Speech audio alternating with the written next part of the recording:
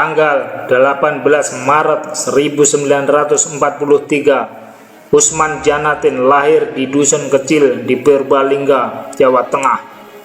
Haji Muhammad Ali Hasan, sang ayah, tentunya tidak pernah mengira anak lelakinya itu kelak menutup mata pada usia yang masih sangat muda. Ya, itulah yang memang kemudian terjadi. Usman tewas di tiang gantungan negeri tetangga saat umurnya belum beranjak dari angka 25 tahun. Kisah sedih sekaligus miris tersebut bermula dari tahun 1962. Usman yang baru saja lulus sekolah menengah atas langsung mendaftarkan diri ke TNI. Ia ingin menjadi marinir. Tanggal 1 Juni 1962, impian Usman menjadi kenyataan. Ia diterima sebagai anggota Korps Komando Operasi, nama Korps Marinir TNI Angkatan Laut saat itu.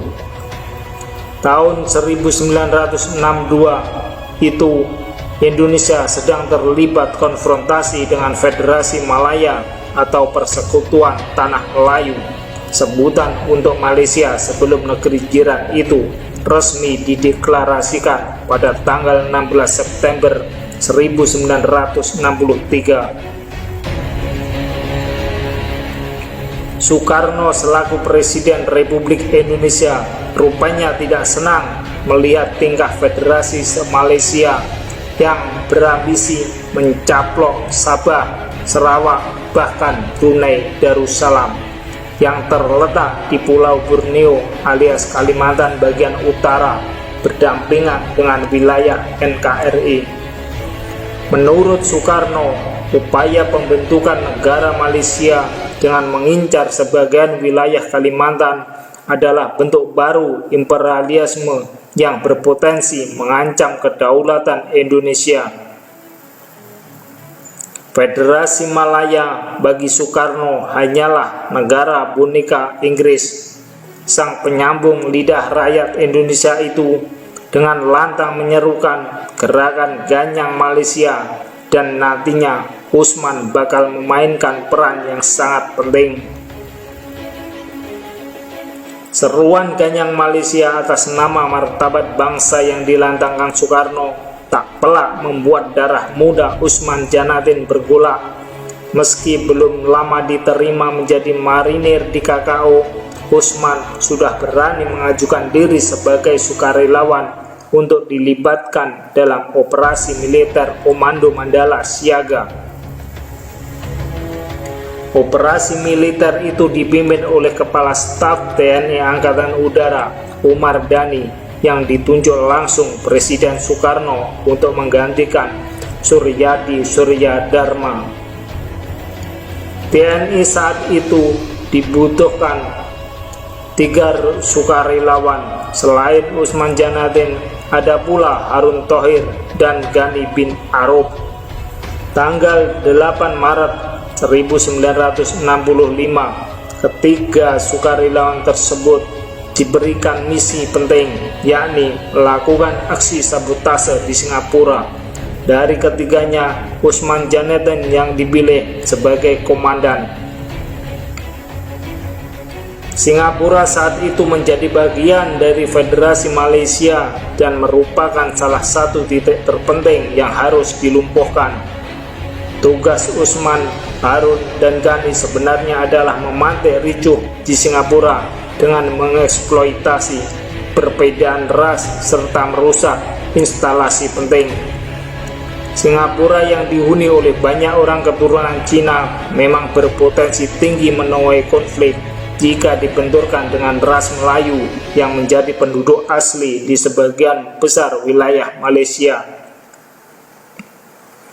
Berbekal 12,5 kg bahan peledak, ketiganya diperintahkan untuk meledakkan sebuah rumah tenaga listrik.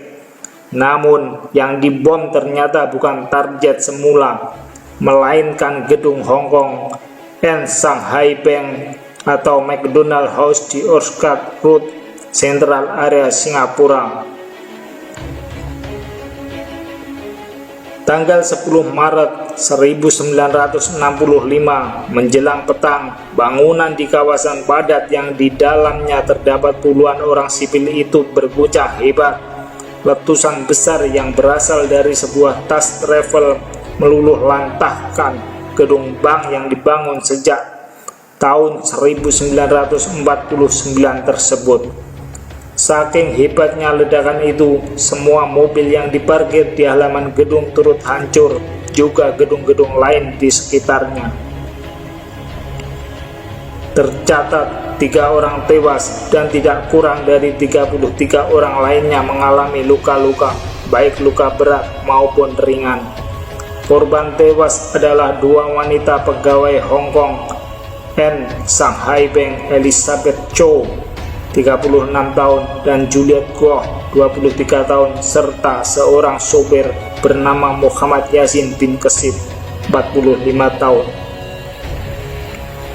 Sempat melarikan diri, Usman dan Harun tertangkap 3 hari setelah insiden tersebut terjadi. Sementara Ghani entah bagaimana caranya berhasil lolos. Usman dan Harun diajukan ke pengadilan dan divonis hukuman mati.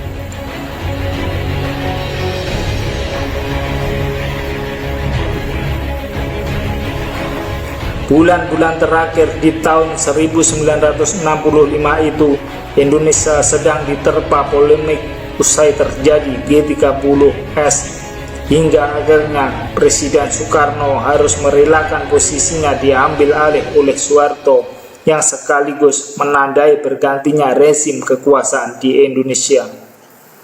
Ketika Indonesia sedang sibuk mengurusi guncangan di dalam negeri, Usman Janatin dan Harun Thohir harus menghadapi pengadilan setelah 8 bulan ditahan.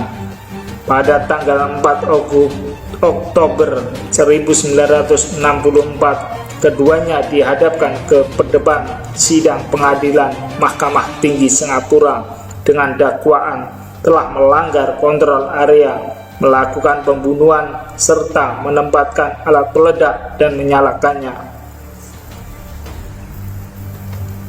Di persidangan, baik Usman maupun Harun menolak dakwaan tersebut.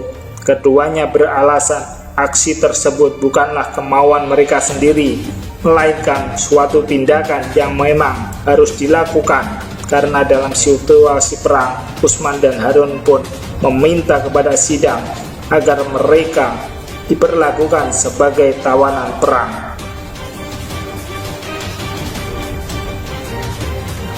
Tanggal 15 Oktober 1965, pemerintah Indonesia mengirimkan utusan ke Singapura untuk menyelamatkan nasib Usman dan Harun.